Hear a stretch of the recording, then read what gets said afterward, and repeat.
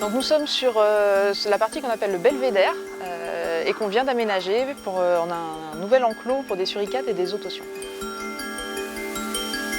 Donc les suricates, c'est une espèce qui est assez bien connue du public, une petite espèce d'animaux, de petits carnivores qui sont aussi insectivores majoritairement et qui vivent en groupes sociaux. Les gens connaissent bien, c'est des animaux très actifs et très vifs. Donc voilà, on a un groupe de 6 individus qui viennent d'arriver. Et les autotions, c'est un petit renard sud-africain aussi, qui a le même régime alimentaire que les suricates, donc majoritairement insectivore.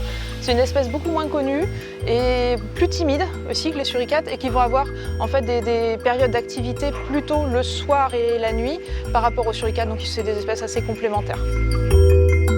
Les animaux, on les a fait venir de différents parcs en Europe, mais on voulait un groupe qui ne soit pas très cohérent au départ, de façon à laisser un peu de place aux autotions aussi, qu'ils arrivent à faire connaissance tous ensemble et qu'il n'y ait pas vraiment un clan de suricates très affirmé qui aurait pu faire un peu peur aux autotions.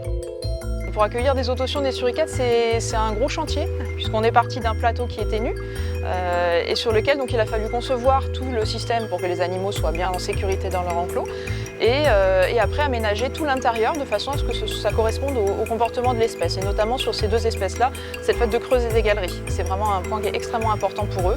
C'est leur mode de vie, ils creusent des terriers, ils les surveillent, ils les défendent. Enfin, ils s'organisent toute la vie, ils s'organisent autour de ça. Donc il y a eu un très gros travail d'installation de petites galeries permanentes en fait, avec des tubes en PVC qu'on a mis au fond. Et après une très grosse butte de terre qui monte jusqu'à 1,40 m dans laquelle ils vont creuser eux-mêmes leur galerie. Donc ils ont des nichoirs chauffés, ils ont des petites lampes chauffantes d'appoint pour qu'ils se sentent le plus à l'aise.